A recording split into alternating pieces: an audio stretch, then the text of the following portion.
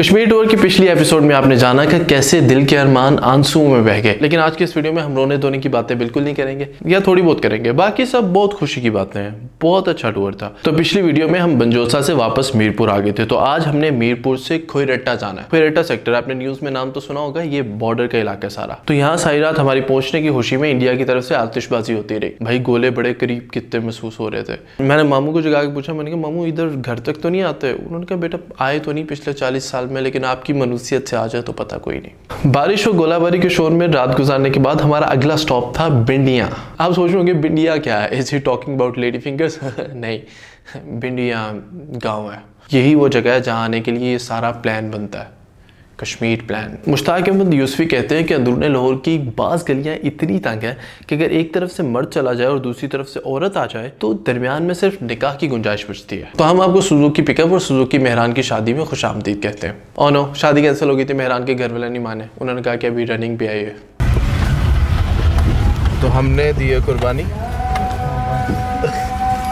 हमने एक गाड़ी को ऊपर चढ़ाया और जब दूसरी गाड़ी गुजर जाएगी तो फिर हम जाएंगे। हमें बिंडिया आए हुए 1 ही घंटा गुजरा था कि मैं 40 छलियाँ खा चुका था और 175 मच्छर मेरा खून चूस चुके थे। यार कितना खून चूस हो, कि ड्रैकुला को सप्लाई कर रहे हो खून, इतना साइज था। और ये आपको ऐसे काटते हैं इतनी तरतीब से कि देखने वाले को बुरा भी ना लगे। सबको नहीं काटते, किसी किसी को ज्यादा काटते हैं। Seriously I want to talk about it.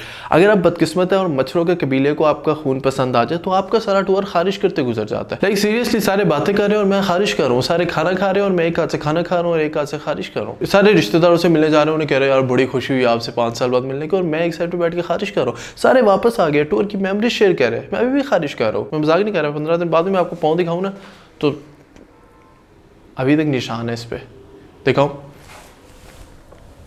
वहाँ तक पहुँचना नहीं है, मैं दिखाता हूँ। वैसे यकीन कर लो यार, मैं क्या कैसे दिखाऊं? नजर आ रहा है? आ रहा है? ओहो। लेकिन छोड़ो, टूर पर वापस आते हैं। तो बिंडिया आकर हमने कुछ देर आराम किया। आराम का मतलब यह था कि हमने मजीद छलियाँ खाई थी। यार आप एक दफ़ा इस इलाके की छलियाँ खा कर देखो, हाथ रुकता ही नहीं है, इतनी मज़ेदार है। सीरियसली फ्री भी है ना, जितनी मर्जी खाओ। मेरा तकरीबन 40 छलियाँ खाने के बाद पेट ख़राब हो गया था। इसका मतलब है 39 इज़ द लिमिट। कभी भी आपको मौका मिले तो 39 से ज़्यादा नहीं खानी, 40 पे पेट खराब हो जाता है। आप सोच रहे होंगे हमने पहले दिन पहुंच के सारा दिन आराम किया होगा। नहीं, हमारी ज़िंदगी में आराम का। तो हमने घर से बहुत दूर एक दरिया पर जाने का प्लान बनाया। चलते जाओ, चलते जाओ। दरिया इतना करीब नहीं था जितना बचपन में लगता था, या शायद बचपन में हम इतने बूढ़े नहीं होते थे। लाइक जिस रफ्तार से हम दरिया की तरफ जा रहे थे, दरिया उतनी रफ्तार से आगे जा रहा था। पहाड़ी में मैं थक जाऊंगा चढ़ते। तो तुम्हें ही शौक था जाना दरिया पे? पहाड़ी भी चढ़नी पड़ेगी। कितनी ऊंची है यार, कोई ऊबर करवा लेते बंदा। इधर ऊबर नहीं होती। And then I said something. हम गिरे तो व्यूज ज्यादा आएंगे। इतनी गिरी हुई बात करने के 2 मिनट बाद आपका भाई इतनी जोर से गिरा कि 1400 तबक रोशन हो गया। सीरियसली बता नहीं सकता कहाँ का लगी। एक जो सीन आपने मिस कर दिया कि बड़ी जोर से गिरा हूँ और हाथ लगा मेरा इधर। मैंने झूठ बोला कि सिर्फ हाथ पे लगी। और ये मुझे किसी के गिरने पर हंसने वाला सिस्टम नहीं समझ आता। सारे हंस क्यों रहे हैं? मैंने तुम्हें गिरते हुए जोक सुनाया? अजीब, इनह्यूमन, इखलाक से गिरी हुई हरकत है ये। सारे दरिया पर पहुंचे और दरिया पर हम आधा घंटा रुके। सारों ने दरिया की खूबसूरती को एंजॉय किया, पानी में खेले, सिवाय मेरे। दरिया की बहती लहरों ने मेरे दिमाग में कई सवालों को जन्म दे दिया। सिर्फ मैं ही क्यों गिरा? क्या इतना बुरा हूं मैं? मेरी जगह कोई और गिर जाता, या कम से कम मेरे साथ कोई गिर जाता। अकेले गिरो तो कितना लोनली फील होता है। ऐसा लगता है कि सब आपकी तरफ देख रहे हैं। काश मैं गारे पर पाँव ना रखता। क्या होता कि अगर मैं आज आया ही ना होता इनके साथ। I was trying to smile with a dead soul. That was a hard day. और नेक्स्ट डे नए अज़म के साथ हमने ऊंचे दरियाओं और ऊंची पहाड़ियों और दरियाओं पर जाने का फैसला किया। I was in charge of this mission. हमारी शाही सवारी कैरी डब्बा तैयार थी और हमारे पास साथ एक मोटरसाइकिल थी। कैरी डब्बे के हिसाब से लोग ज़्यादा थे, लेकिन ये बात सिर्फ मैंने नोट की, मैंने किसी को नहीं बताई। मुझे पता था कि अगर इन्होंने 2 लोगों को घर छोड़ने का फैसला किया तो फैमिली के सबसे रिस्पेक्टेबल और लव पर्सन की हैसियत से मुझे छोड़ के जाएंगे। इसीलिए मैं अपने वसीतर मफाद में खामोश रहा। हमने सबसे पहले जाना था पहाड़ की चोटी पे, करजाई का एक किला है उस जगह पे, हमने वहाँ जाना था। ये हमारे प्लान में शामिल था। लेकिन कैरी डब्बे के प्लान में ऐसी कोई भी जगह शामिल नहीं थी जहां जाते हुए मोहतरम को सांस चढ़ जाए। तो आधे रास्ते में कैरी डब्बे ने 3 लोगों को बाहर उगल दिया, और ये कोइंसिडेंस था कि उन 3 लोगों में मैं भी शामिल था। वैसे सारे बड़ी इज्जत करते हैं मेरी। तो उन्होंने कहा कि आप लोग चलते रहो, हम इनको ऊपर छोड़ कर आ रहे हैं, यानी औरतों और बच्चों को। अब हमारी हाई में इतना तो दम था कि कैरी डब्बे ने थोड़ा आगे जाके साफ इनकार कर दिया। उसने कहा मैं इन रस्तों पर जा ही नहीं सकता, तुम्हें सुनता नहीं है। तो फिर सबने मिलकर कैरी डब्बे से मुज़ाकरात किए। उन्होंने कहा कि चलो जैसे तुम्हारी मर्जी, एक नीचे दरिया है, अगर जान की मान पाए तो वहां तक ले चलोगे? उसने कहा वेल आई विल सी कि मैं आपके लिए क्या कर सकता हूँ। और आपकी बार मुझे बाइक पे जगह मिल गई थी क्योंकि नीचे जाते हुए बाइक पे 2 लोग बैठ सकते हैं। हमारी जो चॉइस ऑफ गाड़ी थी वो इतनी कोई अच्छी नहीं थी। कैरी डब्बे ने ऊपर जाने से मना कर दिया, उसने कहा कि नहीं ये मेरे बस का काम नहीं है। तो फिर हम किसी और जगह जाने की सोच रहे हैं। अब हम दरिया पर पहुंच चुके थे लेकिन कैरी डब्बे ने हमें जहाँ उतारा वहां से दरिया काफ़ी बोरिंग था। तो अब हमें दरिया के अंदर उतर कर दरिया की दूसरी तरफ जाना था। वहाँ से लेफ्ट टर्न लेकर पत्थरों के ऊपर से और भैंसों के कबीलों के अंदर से ऑफ कोर्स उनसे इजाज़त लेकर हमें उस जगह जाना था जहाँ दरिया ऊपर से आता है। वहाँ से जगह बहुत खूबसूरत लगती है। अभी नहीं, जब आपको लगेगा कि आप लाइफ पे थोड़ा सेटल हो गए हैं और आपको किसी इंसान की ज़रूरत है तो ऐसा इंसान ढूंढिएगा जो आपको ऐसे देखे जैसे ये भैंस मेरी तरफ देख रही है। लगिया पहाड़ है, दरिया है, परिंदे हैं, दूसरे लोग हैं, भैंसें हैं दूसरी। And she chose to stare at me. He she का नहीं मुझे पता, उसकी आंखों में इतनी कशिश थी कि मैं कहीं और देख नहीं सका। एक बार दोबारा देखे, ऐसे नहीं लग रहा कि मुझे खाने का प्लान बना रही है। और फिर इसके ज़हन में आया कि मेरा तो फेसबुक पे प्राउड वेजिटेरियन के नाम से पेज है। तो भैंस से आगे पत्थर थे और गा रहा था और मैं नंगे पांव जा रहा था। ओह ये तो रैप बन गया। भैंस के आगे पत्थर थे, गा रहा था और मैं नंगे पांव जा रहा था। कल मेरे जूतों की बैंड बजी और आज टूटी चप्पल पे गुजारा था। Guys I am seriously too good. मेरे कॉन्सर्ट के मैं डिस्क्रिप्शन में ना टिकट्स की लिंक लगा दूंगा। नहीं क्या था? मैंने कहा जूती पहन के आना। क्यों आजकल ख्वाब कम नींद ज़्यादा, ये नींद कम ख्वाब ज़्यादा। मैं इस तरह के गाने सुनता। इंग्लिश सिद्धू मूसेवाले के तू गाने सुनता सारे। तेरी प्लेलिस्ट पर चेक की है। दिनों में एटू आता। दोबारा देखे अगर मैं यहाँ भी गिर जाता तो कल और आज का मिला के मैं कितना गिरा हुआ इंसान होता। और आखिरकार हम लुढ़क के उस जगह पर पहुंच गए और जगह वाकई खूबसूरत थी, सीरियसली अच्छी थी। यहाँ स्लो मोशन बनाना जरूरी था। और यहाँ मैं प्रिटेंड कर रहा हूँ कि मैं बहुत खूबसूरत कोई जगह देख रहा हूँ लेकिन यहाँ मैं भैंस को ही देख रहा था दोबारा। यहाँ मैं प्रिटेंड कर रहा हूँ कि मुझे कोई देखकर हाथ हिला रहा है, कोई मुझे मुंह भी नहीं लगा रहा था। आपने सोचा होगा दरिया पर पेडिक्योर करके हमारा दिन खत्म हो गया होगा, लेकिन नहीं तेरा नशीमन कसरे सुल्तानी के गुंबद पर तू शाही है बसेरा कर पहाड़ों की चट्टानों में। हमने दोबारा करके किसी पहाड़ की चोटी पे जाना था क्योंकि इसी के लिए दिमाग बना के निकले थे। तो जो नेक्स्ट जगह हमने जाना था वो था पीर पडेसर की पहाड़ियाँ। जब मैं गया था तो मुझे इसका नाम नहीं पता था क्योंकि नाम मेरा मसला ही नहीं था।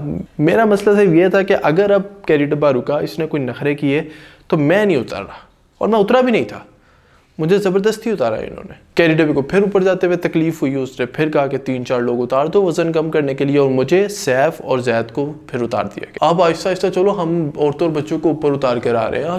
थैंक यू आपने बता दिया कि आहिस्ता आहिस्ता चलना, वरना हम तो सिमरन की तरह भागते हुए आ रहे थे आपके पीछे। यार कोई नाइंसाफी की हद होती है, ये 21st सेंचुरी है, हमें भी औरतों के बराबर हुकूक चाहिए। खैर हम मंजिल की जानिब चलते रहे जितना हमारी नाजुक मिजाज टांगों से चला जा सकता था। हम अपने हौसले बुलंद रखते रहे जितने नाइंसाफी के इस दौर में रखे जा सकते थे। लेकिन सीरियसली इस इंसिडेंट ने हमारी आंखें खोल दी थी। हमें अंदाजा हो गया था कि हमें अगर इन वीरान पहाड़ों में सरवाइव करना है तो हमें अपनी पार्टी बनानी पड़ेगी।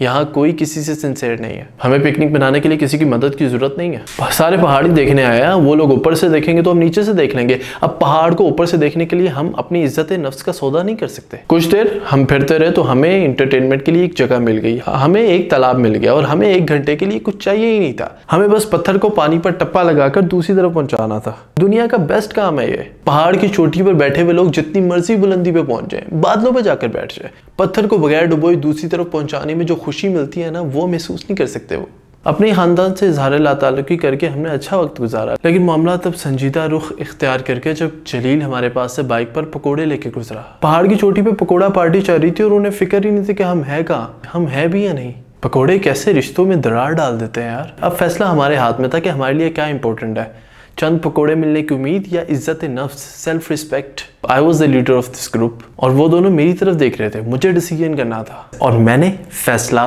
कर लिया था, हम किसी भी सूरत में और आगे नहीं जाएंगे। सेल्फ रिस्पेक्ट ज़्यादा ज़रूरी है, स्पेशली तब जब पकोड़े मिलने की उम्मीद भी कम हो। हम सड़क के किनारे धरना देकर बैठ गए। अत्याचारी और नाइंसाफ़ी के खिलाफ हमारी ये जिद्दोजहद तारीख में मोटे मार्कर से लिखी जाएगी। इससे आगे हम नहीं जा रहे, जो भी बहुत ऊपर है, बहुत ऊपर है। और चप्पल दिखा मेरी, चप्पल दिखा। ये चप्पल पहनी हुई है मैंने, 3 बार टूट चुकी है।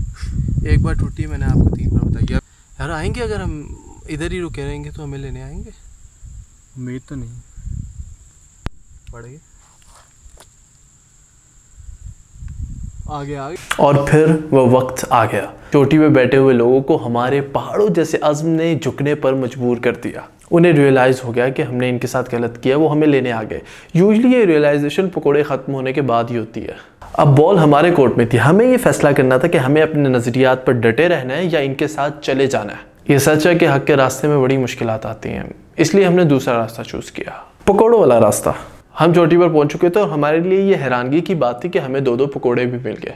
दिन अब बेहतर हो रहा था अंटिल इस बकरी ने आके मुझसे ये पूछा कि यहाँ से घास तुमने खाई है? नहीं यार, मैं तो अभी आया हूँ, जिससे मर्जी पूछ लो। कोई खूबसूरत जगह और ये नीले शापर उसे 1400 चांद लगाने ना पहुंचे हो ही नहीं सकता। या कौन शापर लोग यहाँ शापर फेंकते हैं यार आके। यहाँ पर हमारे दिन का इख्तिताम हो गया था, लेकिन टूर का इख्तिताम नहीं हुआ था अभी। कश्मीर में हमारे बहुत ज़्यादा रिश्तेदार हैं, इतने कि हम अपना अलग मुल्क बना सकते हैं। हम 3 दिन में सबसे मिल तो नहीं सके थे। मुझे बाकियों का नहीं पता, मैं सारा टाइम तकरीबन मामू सीप की तरफ रहा था। लेकिन यहाँ पर मैं आपको 2 इंसिडेंट्स के बारे में ना बताऊँ तो ये वीडियो मुकम्मल हो ही नहीं सकती, तो सुनने पड़ने आपको। मैं मामू सीप की तरफ था ना, तो मामू सीप के घर में, मैं आपको बता रहा हूँ, किसी और को नहीं बताना। तो मामू सीप के घर में बहुत ज़्यादा मुर्गियों को जेल में बंद किया हुआ था। ये मुझसे देखा नहीं गया, तो मैंने एक दिन मुर्गियों के साथ प्लान बनाकर उनसे 5 अंडे रिश्वत ली और उन्हें मौका देकर जेल से फरार करवा दिया। लेकिन यार इतनी सुस्त कौम है, इनसे भागा ही नहीं गया। जितनी देर सामान समेट के बाहर निकल रही थी उतनी देर में ऊपर से घर वाले आ गए, पकड़े गए। मैंने ये प्रिटेंड किया मेरा इस वारदात से कोई ताल्लुक नहीं है, मैं जानते ही नहीं इन्हें। 5 अंडों के बदले में अपनी इज्जत थोड़ी गवा सकते थे हम। मैंने खुद पकड़ के इन्हें बंद किया, यही डिजर्व करती थी। एक ये बैठी हुई है और अंडे मैंने नाश्ते में खा लिए थे, मैंने वापस नहीं किए, मेरा कसूर थोड़ी है, मैं तुमसे नहीं भागा गया। मुझे लगता है खूबसूरत पहाड़ों, बहते दरियाओं, खूबसूरत लोगों के दरमियान हम इन 2 शैतानों का जिक्र करने ही भूल गए। मैंने जिंदगी में इतनी बदतमीज, बद अखलाक को शोर करने वाली मखलूक नहीं देखी आज तक। ये तो बात यहाँ से शुरू हुई कि मेरी जब पहले दिन इनसे मुलाकात हुई तो ये मेरी तरफ पर खुल के आई। मैंने समझा गले मिलने आ रही है, तो मुझे पहली मुलाकात के हिसाब से काफ़ी बेतकल्लुफ़ी लगी। मैंने इनकार कर दिया साफ। मैंने कहा no this is not allowed. उन्होंने कहा कि आपने हमारी इज्जत नहीं की, हमारी बेइज्जती हो गई, अब हमारे कबीले वाले आपसे बात करेंगे। Remember the dialogue? चिड़िया ने भी यही कहा था।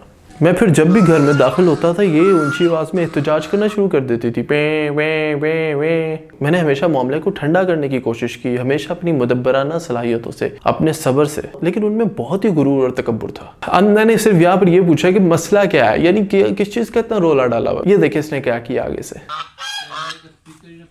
क्या मसला है? आगे से ये हरकत करने की क्या जरूरत थी? हर बात तुम मुझसे करियो तो इतने गैर पार्लिमानी और डिसरिस्पेक्टफुल जेस्चर की क्या जरूरत थी? दोबारा देखिए एक बार, ये यही कह रही है ना, चल निकल यहाँ से। और फिर एक दिन मेरे सब्र तहम्मुल और बेशुमार कोशिश के बावजूद वो दिन आ गया जिससे हम सब डर रहे थे। एक दिन मैंने इन दोनों को मुर्गियों को बुली करते हुए और उनका खाना छीनते हुए देख लिया। मैं ये कैसे बर्दाश्त कर सकता था? मैंने इनके पास गया, मैंने समझाया, मैंने कहा मैंने आपको ये हरकत करते देख लिया और मेरे पास वीडियो सबूत है कि आप मुर्गियों का खाना छीन रही हो। लेकिन आपने खाना छीनना है, आप छीनते रहो, मैं किसी को नहीं बताऊंगा। आप बस 6-7 अंडे मुझे भी निकाल कर दे देना। उन्होंने पूरे घर में शोर डाल दिया। उन्होंने कहा ये हमसे रिश्वत मांग रहा है। ये जानवर कौन होता है हम जानवरों की बातों में बोलने वाला? आज फैसला होकर रहेगा, या ये रहेगा या हम रहेंगे। और इस तरह से हमारे कश्मीर सफ़र का इख्तिताम हो गया। अल्लाह हाफिज़।